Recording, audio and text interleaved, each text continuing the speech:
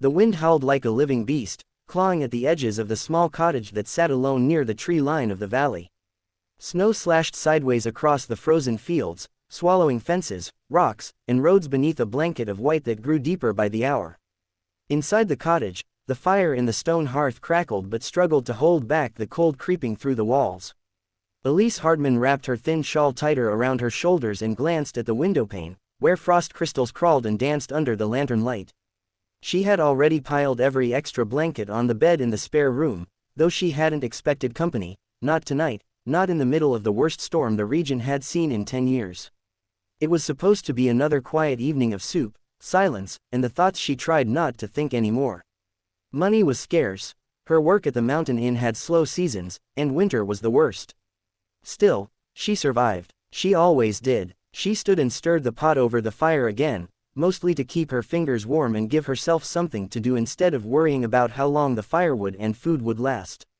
The valley road had been closed by midday. No one sane would travel tonight. But then came the knock. Soft at first, then another, ragged but unmistakable against the door. Elise froze, ladle in hand, her heart thumping like a fist against her ribs. She listened again. Another knock, weaker, dragging.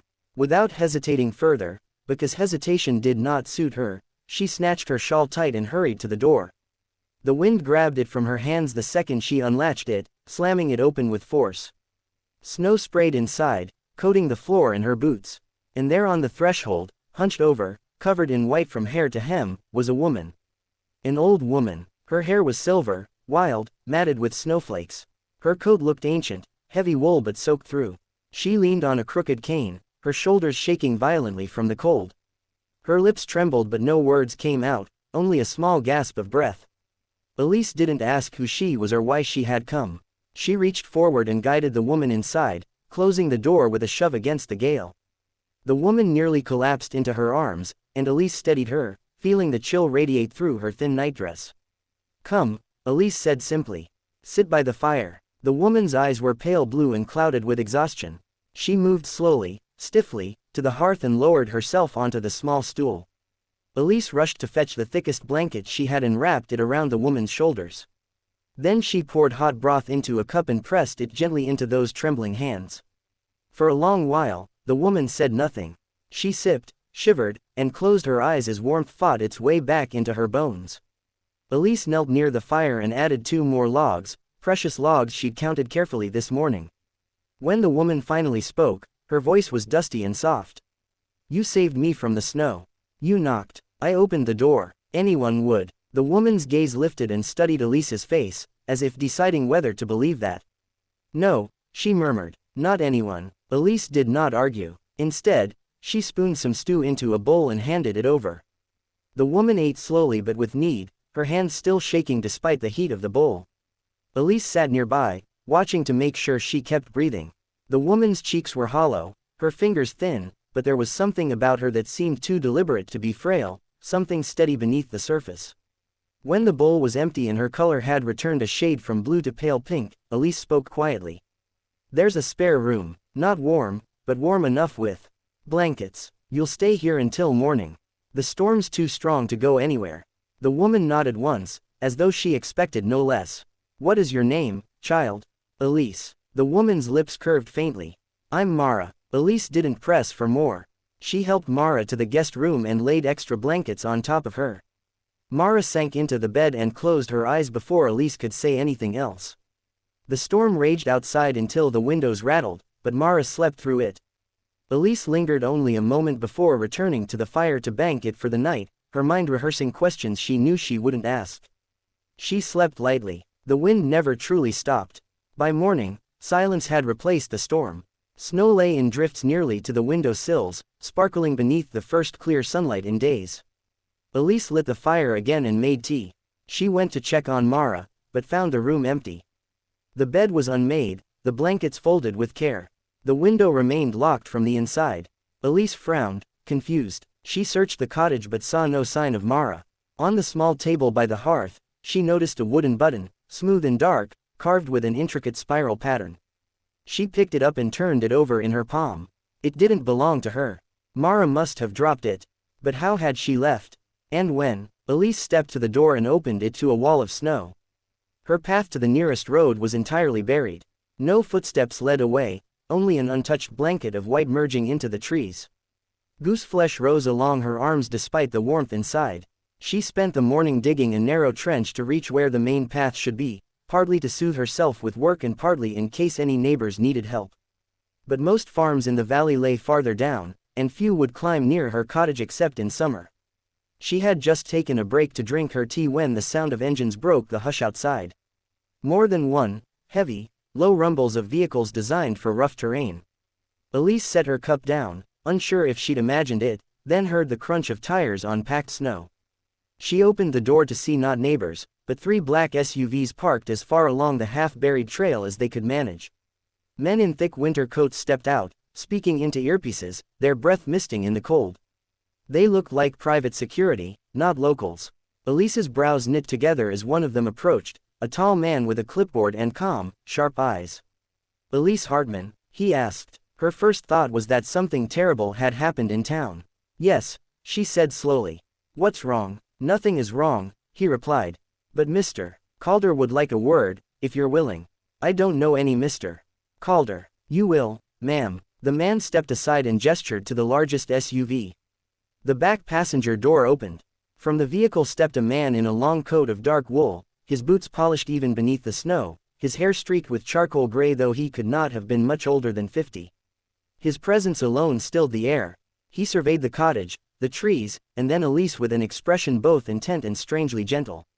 "Ms. Hartman," he said, his breath leaving visible clouds, "I'm Dominic Calder." The name landed like a weight she couldn't place. She blinked. She had heard it before, somewhere in the news.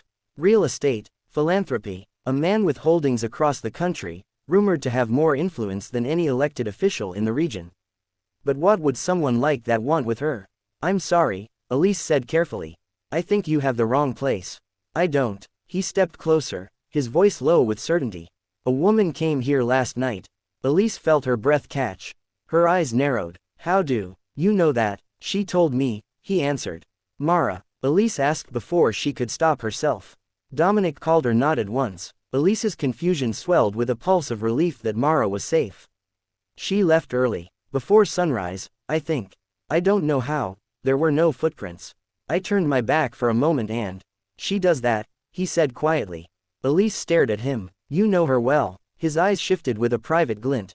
"Better than most." He glanced past her shoulder at the small cottage, the chimney smoke rising in a thin column. "May I come in?" She hesitated for the first time since she'd met Mara. But something in his tone, earnest, unthreatening though marked by authority, made her step aside. He entered and removed his gloves, scanning the room not with judgment but intrigue, as though cataloging every hint of the previous night. "Please, sit," Elise said without thinking, gesturing to the chair nearest the fire. He obeyed, placing his gloves on his knee. 2 of his men remained by the door, waiting silently. Dominic turned his gaze toward her. "She told me you sheltered her." "She knocked," Elise muttered. "I couldn't just let her freeze." "So many would," he said. Elise shook her head. "Not here." He looked at the wooden button still on the table. "She left that." "Yes. I was going to keep it safe in case she returned." Dominic reached into his coat and pulled out a small velvet pouch. He set it on the table beside the button. "That belongs to her, but this is for you." Elise opened the pouch slowly, unsure of what she would find. Inside was a gold coin, heavy and old, unfamiliar in design. And beneath it, folded paper. She pulled out the paper and unfolded it to reveal a deed. Her hands trembled slightly as she read. It was a deed to acres of land in the valley, including the cottage, the fields around it, and the forest stretching half a mile back. Land worth more than she could imagine. "This must be a mistake," she whispered. "No," Dominic said. "Mara has authority over these decisions." Elise looked up sharply. "Who is she?" He studied the fire for a moment before answering. "The woman you sheltered walks this world quietly. She built everything I own. Decades ago, when no one knew my name, she pulled me from a gutter in a different kind of storm. She gave me a place to sleep and a reason to stand again. Everything I am is because she saw humanity in someone who had none left." Elise's mind reeled. "She made you a millionaire." "No," he said, "she made me capable of becoming one. She never asks anything of those she helps. But she watches." And she remembers every kindness, especially the ones given freely. Elise stared at the deed. I don't want payment. This isn't payment, he said. It's acknowledgement. And an opportunity. She looked at him helplessly. I don't understand. Dominic leaned forward the slightest bit. How long have you been struggling here? Since your father died. Since the inn cut wages. Since your brother left. Elise blinked hard. How do you? She listens, he said simply. And she tells me what matters. Elise's throat tightened. She remembered Mara's eyes on her as she set down the stew, as she explained there was a spare room. She had said so little. But she had seen so much. I can't take this land, Elise insisted, though her voice shook. Dominic unfolded another paper. It's already in your name. Taxes are covered for the next 10 years. The cottage will be restored, you'll have heat, insulation, a new roof. And any crops or livestock you choose to raise, we will help fund the start. Elise pressed a hand to her mouth. Tears she hadn't expected stung her eyes. Why would she do this for me? Because no one else would have opened the door last night, Dominic said, not without suspicion, not without expecting something in return. But you didn't hesitate. Elise shook her head. I didn't do anything special. Dominic's expression softened in a way that made him look far younger. That is the difference between those who change the world and those who walk past their chance. One of the men stepped forward and placed a small leather-bound book on the table. Dominic nodded at it. This contains contacts, plans, and funds you can access if you want to turn this land into something greater, a refuge, a farm, a place for others. Or you can simply live here in peace. No one will interfere. Elise touched the leather book as though it might burn. Where is she now? Dominic's smile was faint, distant. Where she always is, someplace cold, someplace forgotten, finding someone who needs a door opened. Elise swallowed hard. Can you thank her for me? I didn't get to say. She doesn't require thanks, he said. But she will know. He rose then, and the others followed. Elise stood too, clutching the deed as though it might vanish. Dominic paused at the door and looked back at her. Use it well, he said. That's all she ever hopes. Then he was gone, the SUVs rolling slowly back down the buried road. Elise watched from the threshold until the sound of engines disappeared beyond the trees. The silence that followed felt different, not empty, but waiting. She looked around her small cottage with new eyes. The cracked beams, the drafty windows, the worn furniture, suddenly they were not the edges of her world but the beginning of one. Over the next week, as the thaw began slowly in the valley, crews arrived to assess the cottage. She didn't know how they'd been arranged so quickly or who paid them, but no one asked her for money. Supplies came in sleds and back-mounted carriers. They replaced the windows with double panes, strengthened the roof, and rewired the old generator. They cleared the snow from her cow shed, even though she hadn't owned cattle in years, and rebuilt the collapsing fence. Neighbors came by, some curious, some wary. Elise offered them tea and no explanations. In the evenings, after the workers left, Elise sat by the fire with the leather book. It held accounts she could not fathom, names of attorneys, farmers, and builders willing to help. There were clipped notes inside, handwritten, penned in a delicate script she suspected was Mara's.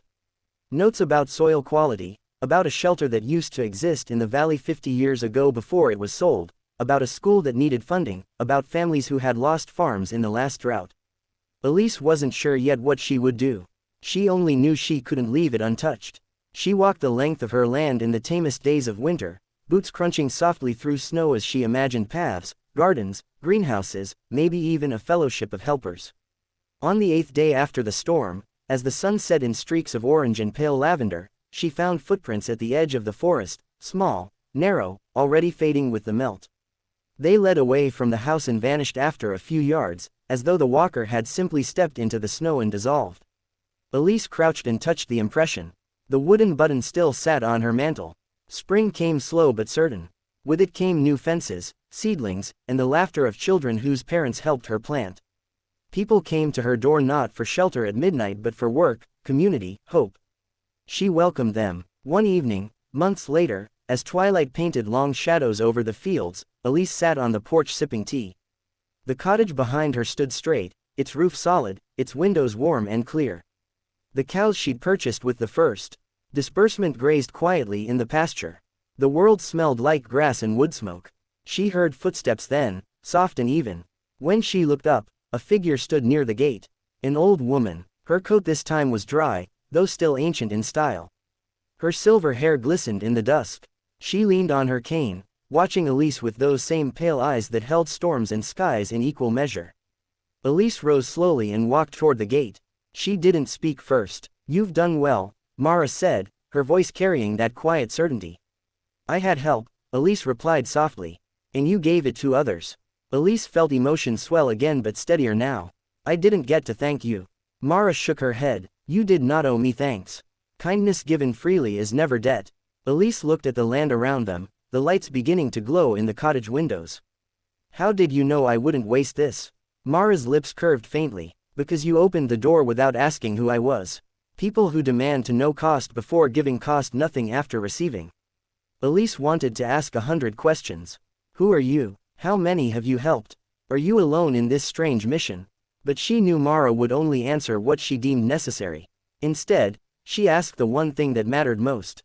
"Will you come inside? There's stew on the fire." For a moment, Mara looked almost surprised. Then she gave a small nod. Only for a moment. Elise opened the gate and walked with her down the path.